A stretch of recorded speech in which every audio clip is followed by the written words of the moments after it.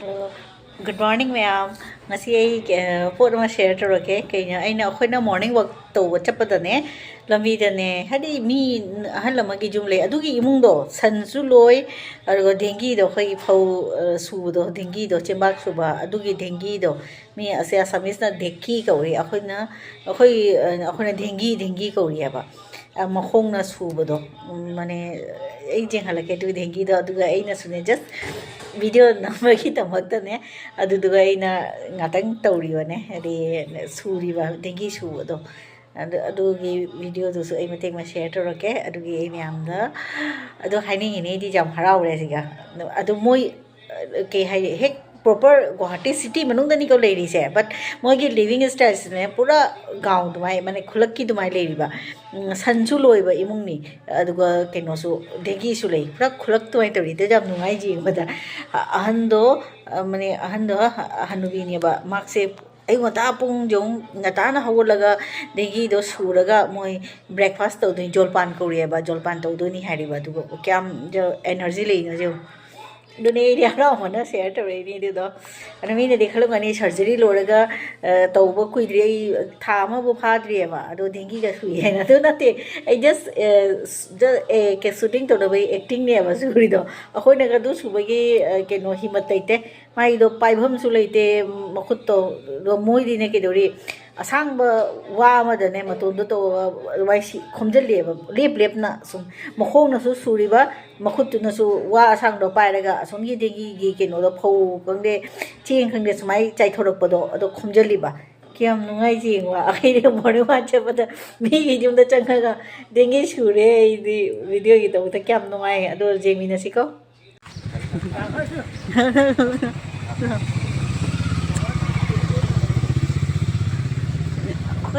mayam uber jo se dengi suri ni se hoji su dengi leiri se kan aina ne mi gi jum dani aba siga thammi ba ahal amana suri ba dengi se jo se mayam munna jeng halake dengi ni se আদতে হেৰি হৈছিলে ন এই আমি morning walk কৰি থাকোতো ৰাস্তাত পৰি আছিলে বহুত ভাল লাগিছে সেই আমটা তৌগে মই phone iya nang asmai sumpai ai am ta tau gitu ki suge na bisina mata gari hai tu sum thang sa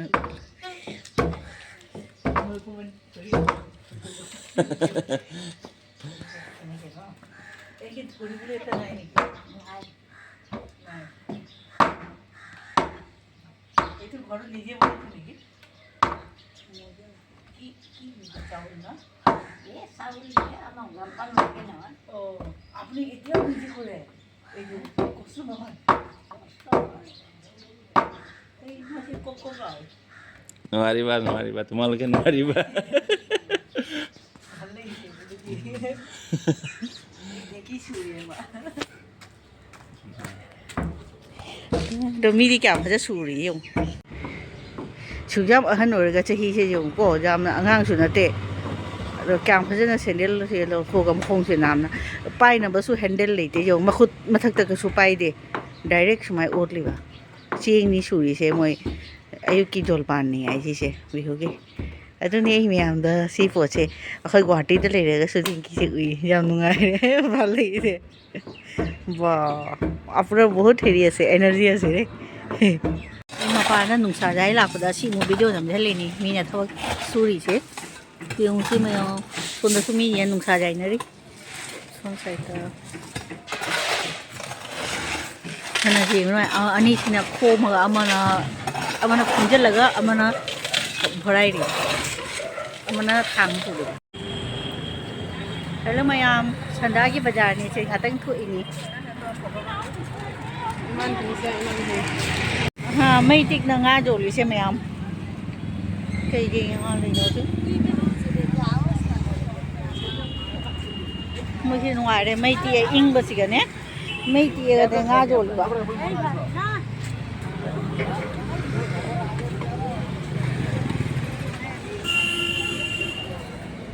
ati su le ri na so da so sim nga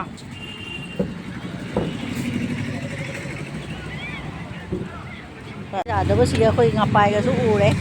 chao ri mai nga pai ke ꯃꯌꯥꯝ ꯂꯩꯅꯈꯤꯅ ꯂꯩꯍꯧꯗ꯭ꯔꯦ ꯑꯩꯈꯣꯏ ꯂꯩꯒꯟꯕꯗꯨꯒ ꯍꯪꯉꯛꯏꯅꯦ ꯅꯉꯣꯟꯗ ꯂꯩꯒꯗ꯭ꯔꯥ ꯍꯪꯉꯤꯅꯦ 13 तारिख ticket था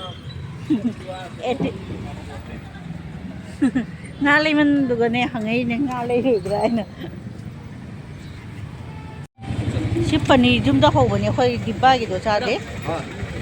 ꯑꯗꯨꯅ ꯘꯤꯗꯨꯅꯤꯅ ꯃꯣꯏ ꯌꯨꯝꯗ ꯍꯧꯕ ꯘꯤꯅꯦꯕ ꯁꯦꯝꯕ ꯌꯨꯝꯗ ꯁꯦꯝꯕ ꯘꯤꯁꯦ ꯁꯪꯒꯣꯝ ꯋꯥꯂꯥꯅꯅꯦ ꯃꯣꯏꯗ ꯗꯥꯏꯔꯦꯛ ꯌꯨꯝꯗꯒꯤꯅꯤ ꯁꯤꯁꯦ এইবোৰ কি হয় क्रीम দহি দৈটো কিমান 30 रुपीस 30 ভাল হ'বনে 100% কেতিয়াৰ আজি এইটো 100 ই ডাইৰেক্ট 100 আহিছোনে 90 50 নাই দৈꯁꯨ জলি ক্ৰীমꯁু যায় অ দু যাম তো ন সি চিজ লৈছে জানি দৈ ঘি আৰু এইটো এইটো কিমান পৰি আছে এতিয়া একো আছে দাম বড় 350 আছে আমাৰ কাৰণে ডিসকাউন্ট দিয়ক ডিসকাউন্ট আছে বাইদেউ সিজুꯁꯦ ꯑꯁꯦ ꯌꯨꯝꯗꯅꯦ ꯖꯣꯟꯕꯁꯦ ꯁꯤꯅ ꯐꯩ ꯑꯩꯈꯣꯏ ꯗꯤब्ꯕꯥꯗ ꯄꯦꯀꯤꯡ ꯇꯧꯕꯗꯣ ꯑꯩꯈꯣꯏꯒꯤ ꯀꯩ ꯍꯥꯏꯇꯥꯔꯦ ꯄ꯭ꯔꯤꯖꯔቬꯇꯤቭ ꯊꯝꯕꯗꯣ ꯑꯗꯨꯗꯤ ꯆꯥꯕ ꯐꯠꯇꯦ ꯍꯥꯏꯕꯅꯤꯅ ꯑꯩꯈꯣꯏ ꯑꯁꯤꯁꯦ ꯁꯨꯝ ꯂꯩꯅ ꯆꯥꯏ ꯁꯤ ꯃꯅꯥꯛꯇꯁꯦ ꯕꯖꯥꯔꯁꯦ ꯇꯤꯜꯍꯧ ꯃꯅꯥꯒꯁꯤꯁꯨ ꯑꯩꯒꯤꯁꯨ ꯇꯤꯜꯍꯧ ꯃꯅꯥ ꯃꯆꯥ ꯃꯆꯥ ꯍꯧꯒꯠꯂꯦ ꯁꯤꯅꯤ ꯕꯖꯥꯔ ꯁꯟꯗꯥꯒꯤꯗ ꯑꯩꯈꯣꯏ ꯀꯣꯏꯕ ꯂꯥꯛꯏꯅꯤ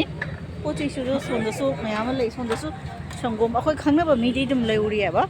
ꯑꯁꯦ ꯄꯅꯤꯔꯒꯁꯦ ꯃꯣꯏꯁꯨ ꯌꯨꯝꯗꯅꯦ ꯌꯨꯝꯗ ꯁꯦꯝꯃꯒ ꯌꯣꯟꯕꯅꯤ ꯁꯨꯃꯥꯏꯅ ꯁꯪꯒꯣꯝ ꯋꯥꯂꯥꯁꯤꯡꯁꯤꯅ ꯑꯗꯣ ꯁꯤꯒꯤꯅ ꯂꯩꯕꯅꯅꯦ ꯄꯨꯔꯥ ꯉꯁꯤ ꯉꯔꯥꯡ ꯁꯦꯝꯕꯗꯣ ꯗꯥꯏꯔꯦꯛ ꯀꯩꯅꯣꯅꯦꯕ ꯑꯍꯥꯎꯕ ꯉꯥꯛꯇꯅꯤ ꯍꯥꯏꯗꯤ ꯐ꯭ꯔꯦꯁ ꯄꯣꯠꯅꯦꯕꯁꯤꯅ ꯀꯣꯂꯦ ꯍꯋꯥꯏ ꯌꯣꯜꯂꯦ ꯔꯥꯖꯃꯥꯗꯨ কিমান কিলো পোৱা 50 কৰ হয় এইটো নগাঁও ন কৰ নগাঁও কলে ꯍꯋꯥꯏꯅꯤ ꯀꯣꯂꯦ ꯍꯋꯥꯏ ꯁꯤꯁꯤꯒ ꯌꯣꯟꯕ ꯍꯧꯔꯦ ꯑꯩꯗꯤ ꯀꯁꯥꯔꯗ ꯈꯜꯂꯦ ꯑꯩꯈꯣꯏ ꯁꯤꯒꯁꯨ ꯊꯣꯛꯒꯠꯂꯦ ꯍꯧꯖꯤꯛ ꯑꯩ ꯁꯤꯖꯟ ꯅꯠꯇꯦ ꯖꯅꯋꯥꯔꯤ ꯍꯣꯏꯅꯦ ꯍꯧꯖꯤꯛꯇ ꯇꯧꯔꯦꯅꯤ ꯀꯩꯅꯣ ꯑꯂꯨ ꯑꯅꯧꯕ ꯕ꯭ꯔꯣꯀꯣꯂꯤ ꯍꯣꯏ ꯖꯥꯝ ꯂꯧꯔꯣꯏ ꯆꯥꯖꯦꯁꯤ ꯃꯨꯟꯕ꯭ꯔꯥ ꯃꯨꯟꯗ꯭ꯔꯥ বেশি না লাগে siga mayamne sangomne fresh fangani ayuka sandaga da akhoi ngasi sandada la ini sina cream lo su kai de lo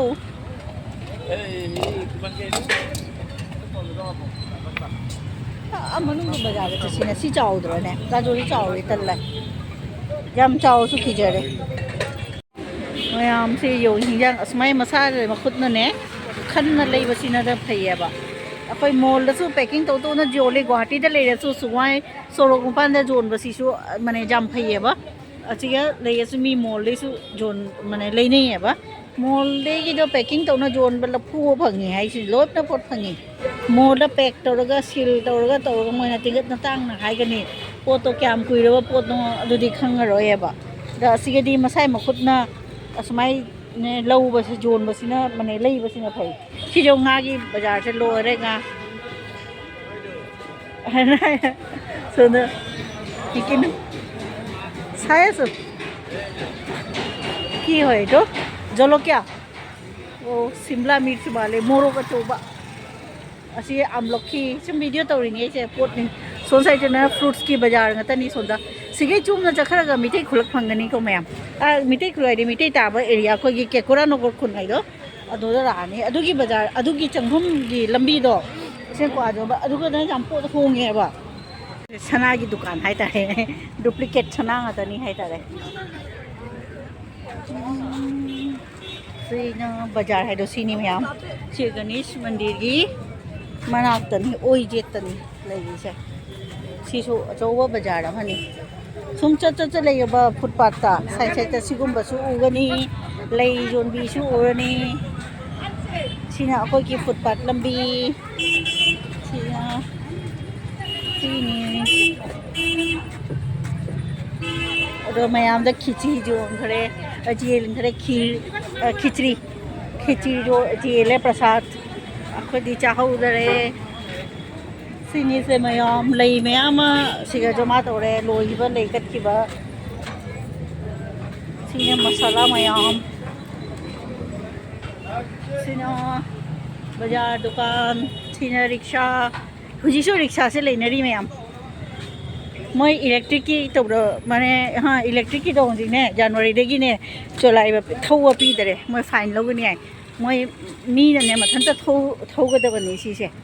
han do ni da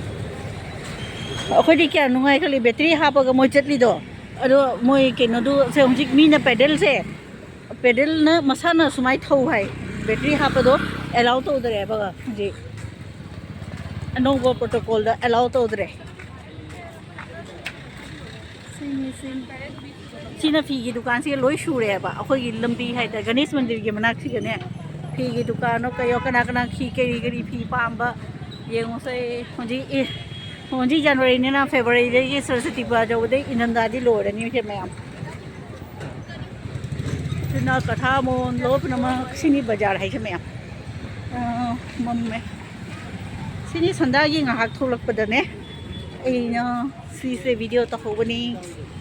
Sina inamdagi video to beto. तो sina चुजाक Sissu दुकान ने ने पूजा सामग्री है पूजा की कोई कोथी करान के जोन बेतो सिना सोना ट्रेकर असिगे तोंग हरगा दिने डायरेक्ट कहली प्रा फंगने कि जों से मैम सोरों पान दनी से मोइन तो से सोरों पान द लोई बाजार ने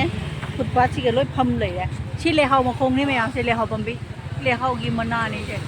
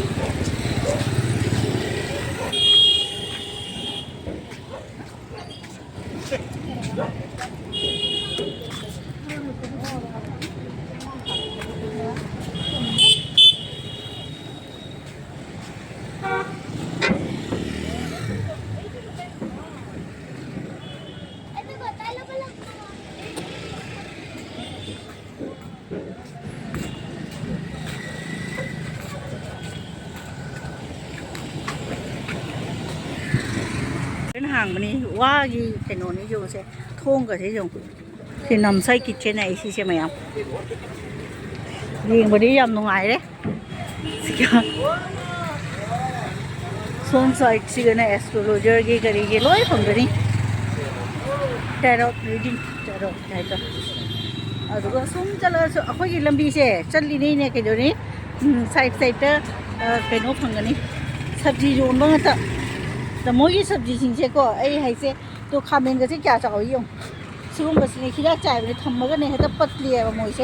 เราหน้าหน้าคนน่ะแม็กเลยบอร์เดอร์ละกาบจาดีเลยไปจริงด้วยอันตะคุยลักแต่ให้ดิคุยแล้วก็ไม่ได้คุยกินตัวเคสตัวพัฒนามุลเลยไอ้บ้าเอาคนสวยดีเลยไปจริงๆเนี่ยกันเนี่ยพัฒนากระทบเตะฮะโอ้จะมีอะไรเตะ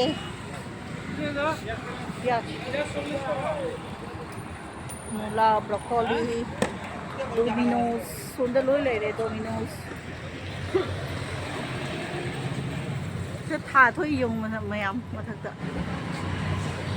สิ่งนั้นไม่ดีมาของผมก็